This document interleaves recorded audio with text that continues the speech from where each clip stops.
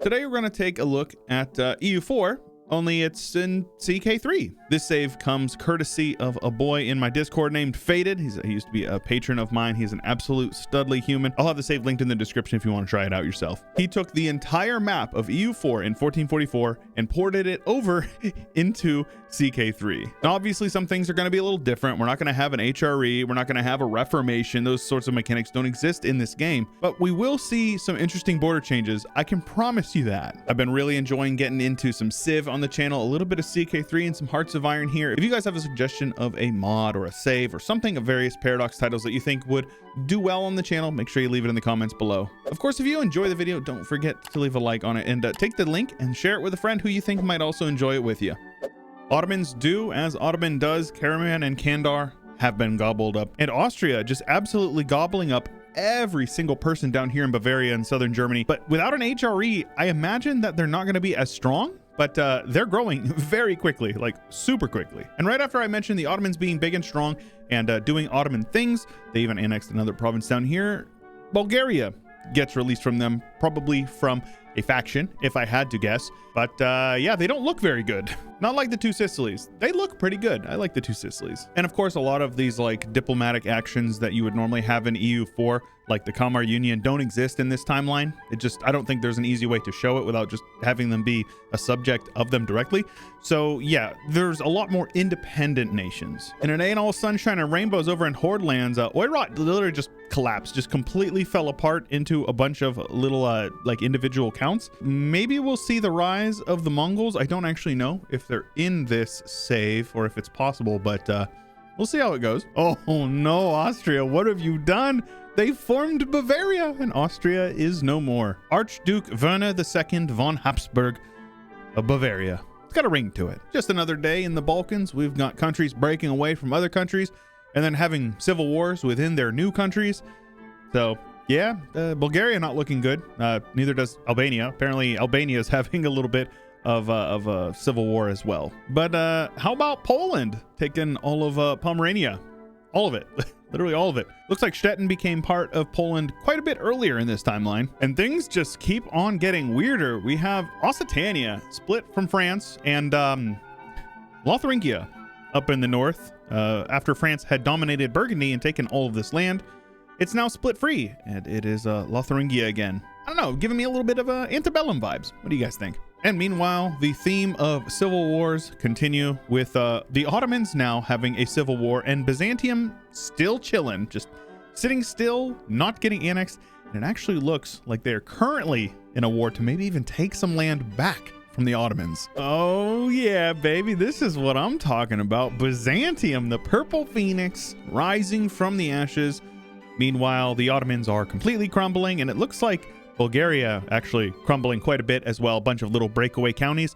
So yeah, Byzantium probably going to grow because they're going to be able to snag up these guys. That is assuming the Ottomans manage to, you know, get over their civil war and put up a fight in the slightest. We also have an independent Syria over here, which is pretty cool. QQ had actually crumbled, but looks like they reformed and then pushed down into Arabia. So some definitely weird borders going on, maybe a little bit of migration. And now it appears to be England's turn to have a big old civil war right across from France, who's doing a little bit of reconquest. But Bavaria still having a very solid game.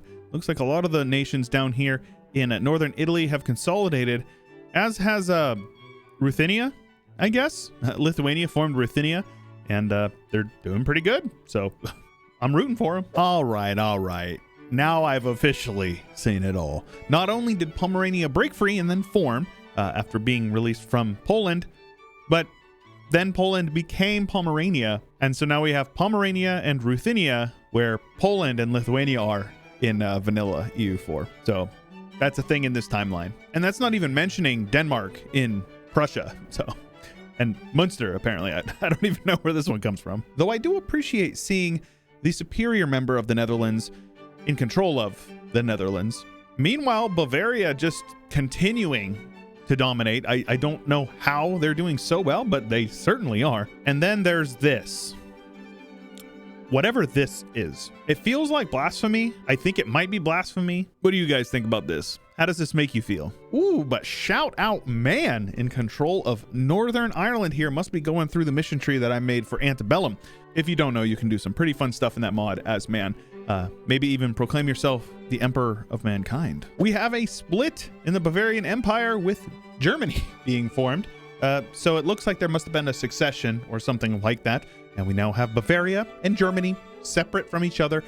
Both existing at the same time with von Habsburgs as their leaders. Of course, Poland has returned in force and is looking pretty good. Not looking so good, Ruthenia, with a couple of breakaway states. Of course, we all know about the nation of Sardinia Piedmont, based out of Azov, right? And while that would be cool, no, it was formed by Genoa, but I love to see the formables, so shout out Sardinia Piedmont. Good toothpaste color. England ended up making it out of their civil war fairly unharmed, but somehow, I guess they couldn't decide on who got Normandy between the English and the French. I guess Wales decided that they were going to be the ones in charge of Normandy. Though I'm definitely happy to see that whatever that monstrosity that called itself the Byzantine Empire before is kaput, and now we have like a dynastic name. So I can live with this. Ooh, baby, shout out Kabu, one of the best colors in EU4. Just look at that. That is scrumptious. And over here on the other side of the continent, we have the formable of Somalia, which I always love to see. Beautiful color. India, very much still a mess, as is over here. Kabulid, I assume, is Afghanistan, but a whole lot of nothing. You know, no major powers that have popped up, though Baumanis is doing okay. And we just generally won't look up in this area, but I'm very happy to see Finland has popped out and doing okay, I would say. RIP the Ottomans, but kind of good riddance because they kept changing their name back to Byzantine Empire and it was starting to really grind my gears. So yeah, they've split up and we've got a bunch of independent nations. Byzantium looking as good as ever, taking over a ton of land over here.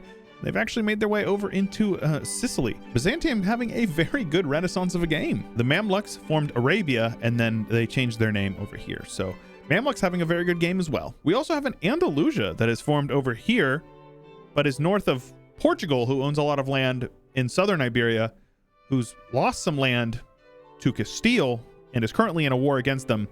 So Portugal not doing well either. But I do think it's strange that Andalusia doesn't even have like southern Andalusia. And shout out Brittany, my personal favorite nation of the Iberian Peninsula. Always happy to see a Trebizond coming back onto the map.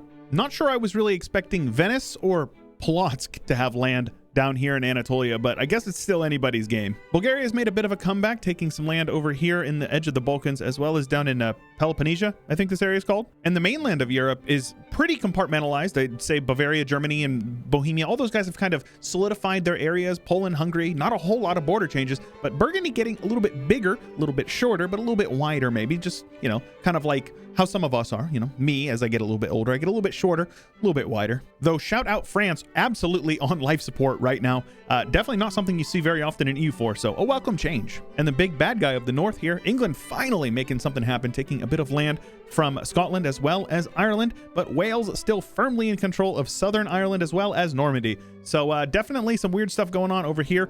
Norway has a little bit of a different color from what I'm used to, but all good to see. Lads, they're here. Right after Milan takes a massive chunk and annexes an entire nation over here in like the Tartar steppes, the Mongol Empire has just popped out of nowhere and has united a ton of these small little nations.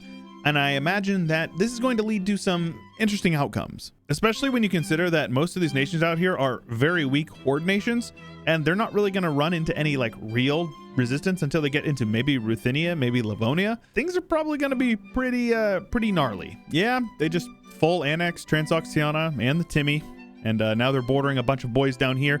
Probably going to be a pretty interesting clash between the former Mamluk / Arabian Empire and the Mongols, so that could be a pretty good one. I'm hoping that there will be at least a little bit of interesting border changes over here. And damn, it looks like the Mamluks got an army, a pretty dang big one, 84,000 strong. And when you compare that to the Mongols, less than 30,000, it doesn't actually look like they want to catch those hands, because I think they will definitely catch some hands. Oh, here we go. Here we go.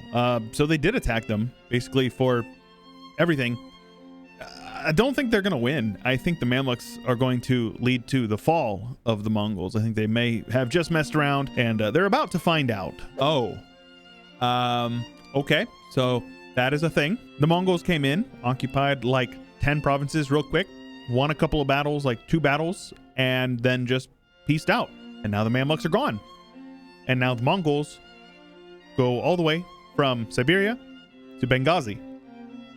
So that's the thing. I guess I don't really know how I expected the Mongol invasion to go, but this is going a little bit better than I expected. And it's kind of funny when you think about it, because we have the Mongol Empire surrounding Chagatai. And if you don't know, Chagatai was one of the successor states to the Mongol Empire. You can see here, Chagatai, whatever that last name is one of the sons of Temujin, who was Genghis Khan. But he has nothing to do with this place over here. Just the happenstance that they have the exact same name. At least in this timeline. In the real world, yes, obviously they were related, but this timeline, they have nothing to do with each other. Just a coincidence. I am digging this Trebizond over here. I love to see it. I'm very happy that they're doing well. And the cycle of life continues with Austria popping out of Bavaria like 300, 400 years later. Looking good, just Austria proper, nothing else, but they're here, and maybe they're here to stay. Who knows? The rise before the fall for the Mongols. Definitely not looking so good over here, or looking good, depending on how you view it. But yeah, we've definitely had quite a few breakaway states from the Mongol Empire, and it's not looking good down here. They've got a few breakaway states here and there as well. So maybe we're going to see the downfall of the Mongol Empire. Temujin is dead, as is Joji, or whatever his heir's name is. So it's hard to say how things are going to go moving forward, because the current ruler is only 20. So not the strongest of leaders. And literally within like a year of me unpausing, yeah, they've collapsed. They're gone. The Mongols are no more. And now we have the most disgusting borders of every single like province is its independent nation, except for this Shaybanet or whatever. So yeah, we've got like the HRE going on over here now. Meanwhile, things are not looking much better over here. CK3 is good for a lot of things. Border Gore is definitely one of them, and it's one of the reasons why I don't really enjoy it, but I also play EU4 a lot, and EU4 I was also pretty prone to Border Gore. Though I have to say, Orthodox Bohemia, probably my favorite thing I've seen today. I'm really happy that they managed to do that. I don't know how they did it, but they did it. We also have Orthodox and Catholics down here in whatever this region of Africa is called. Also very much has my support. The rest is all Sunni for the most part. It's basically all Sunni, except for obviously the Catholic stuff. No Reformation, because, right, it's just not how it was. This is literally just a save file. This isn't even a mod that I'm aware of. We have our Buddhists and some Tengri stuff, but that's about it. And I don't know how, but somehow the Catholics made their way over into India, probably via colonists, right? But, you know, just the tip and all that. And I always get bombarded with comments saying, hey, take a look at the culture map. Take a look at the culture map. At a quick glance, it's really hard to get, you know, a really good grasp on what's going on. Except for this, like stuff like this. This is worth seeing, in my opinion. You guys know about the Czechs of Scotland, right? A very prolific group of people. But obviously some of this I think was just made up for this save file. But, you know, you'll have that. So I think I know what my favorite culture in the world is. I think I might know. Either way, lads, if you enjoyed the video, don't forget to leave a like, and don't forget to subscribe if you haven't already, and ding the bell so you get notified when these videos go up live every week. Big shout out to Faded for making the save. It's much appreciated. If you'd like to see more CK3 on the channel in the future, make sure you leave a comment down below. Let me know what kind of scenario or mods you'd like me to showcase. I appreciate you all making it to the end, and I hope you have an absolutely wonderful day. Special thanks to ALS Gamer, LeGrand Puba, Gio, Josh Kaczynski, Edge Rhino, Juan Damon, Ian Powell, Cannon Fodder, Corvette Gaming, Anthony Grove, Harry Newhouse, Saranska, Ricardo, Cobalt, Rex, Total Farce for It, Drunk Binary, Nathan Albright, and many more. Thank you. For early access videos, check out the join button or the link in the description below.